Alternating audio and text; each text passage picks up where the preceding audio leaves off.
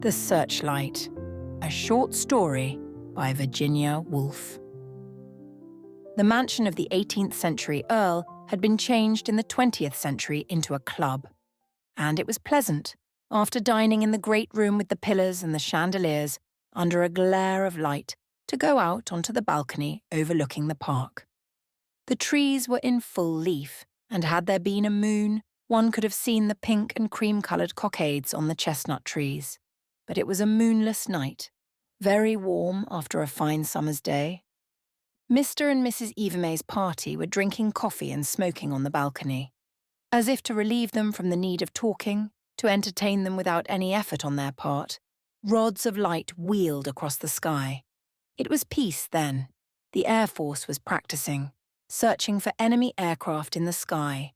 After pausing to prod some suspected spot, the light wheeled, like the wings of a windmill, or again like the antennae of some prodigious insect, and revealed here a cadaverous stone front, here a chestnut tree with all its blossoms riding, and then, suddenly the light struck straight at the balcony, and for a second a bright disk shone.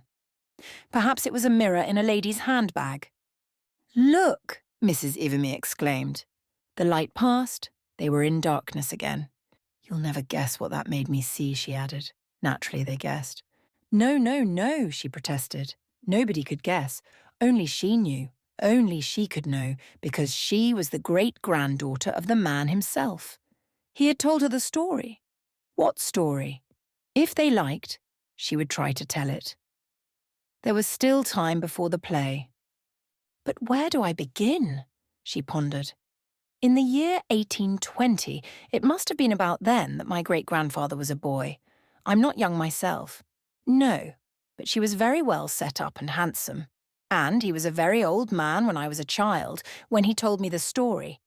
A very handsome old man with a shock of white hair and blue eyes. He must have been a beautiful boy. But queer.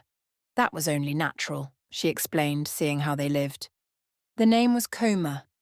They'd come down in the world. They'd been gentlefolk. They'd owned land up in Yorkshire. But when he was a boy, only the tower was left. The house was nothing but a little farmhouse standing in the middle of fields. We saw it 10 years ago and went over it. We had to leave the car and walk across the fields. There isn't any road to the house. It stands all alone, the grass grows right up to the gate. There were chickens pecking about, running in and out of the rooms. All gone to rack and ruin. I remember a stone fell from the tower suddenly. She paused. There they lived, she went on. The old man, the woman, and the boy. She wasn't his wife, or the boy's mother. She was just a farm hand, a girl the old man had taken to live with him when his wife died. Another reason perhaps why nobody visited them, why the whole place was gone to rack and ruin. But I remember a coat of arms over the door, and books, old books, gone mouldy. He taught himself all he knew from books. He read and read, he told me, old books, books with maps hanging out from the pages. He dragged them up to the top of the tower, the rope still there and the broken steps. There's a chair still in the window with the bottom fallen out, and the window swinging open and the panes broken, and a view for miles and miles across the moors. She paused as if she were up in the tower looking from the window that swung open. "But we couldn't," she said. "Find the telescope." In the dining room behind them, the clatter of plates grew louder, but Mrs. Ivimey on the balcony seemed puzzled because she could not find the telescope. "Why a telescope?" someone asked her. "Why? Because if there hadn't been a telescope," she laughed, "I shouldn't be sitting here now." And certainly she was sitting there now, a well-set-up, middle-aged woman with something blue over her shoulders. "It must have been there," she resumed, "because, he told me, every night when the old people had gone to bed, he sat at the window looking through the telescope at the stars. Jupiter, Aldebaran, Cassiopeia." She waved her hand at the stars that were beginning to show over the trees. It was growing Draker, and the searchlight seemed brighter, sweeping across the sky, pausing here and there to stare at the stars.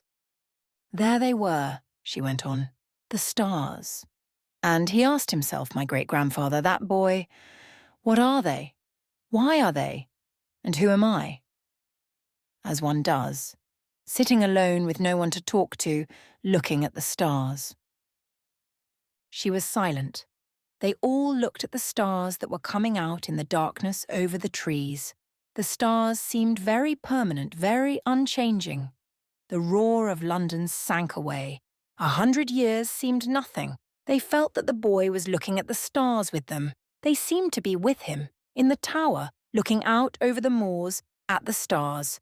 Then a voice behind them said, "Right you are, Friday."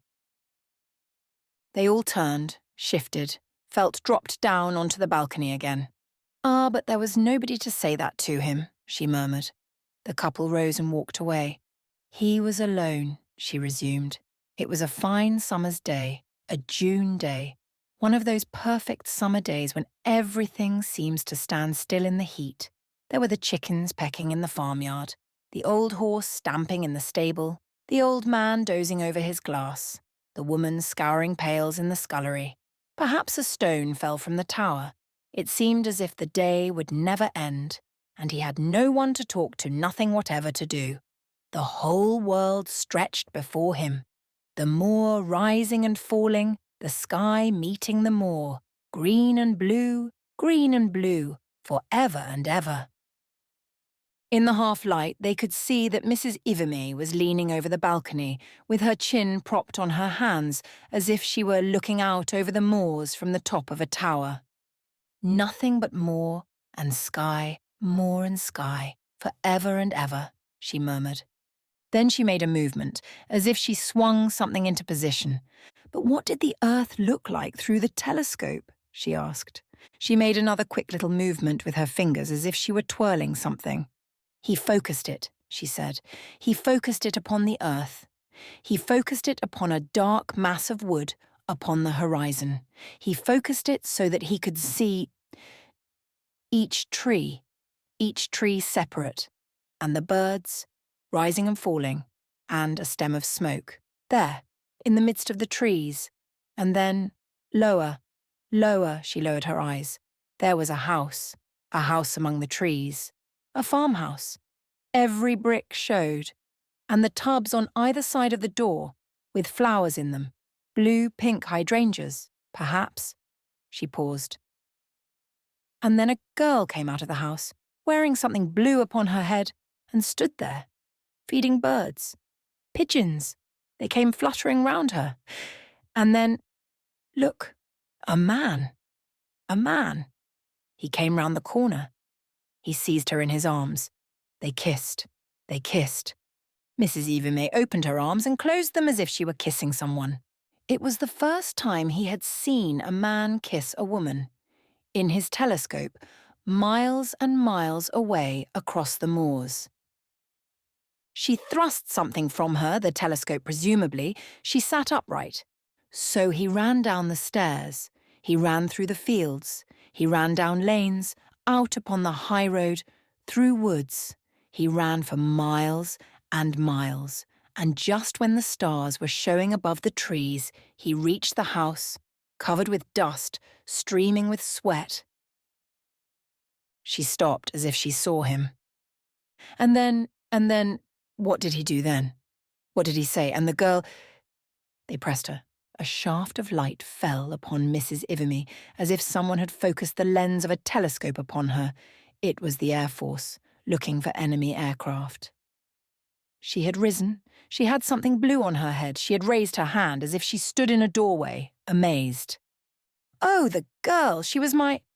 She hesitated, as if she were about to say myself, but she remembered and corrected herself. "She was my great-grandmother," she said. She turned to look for her cloak. It was on a chair behind her. "But tell us, what about the other man, the man who came round the corner?" they asked. "That man, oh, that man," Mrs. Ivimey murmured, stooping to fumble with her cloak. The searchlight had left the balcony. "He, I suppose, vanished. The light," she added, gathering her things about her, "only falls here and there." The searchlight had passed on. It was now focused on the plain expanse of Buckingham Palace, and it was time they went on to the play.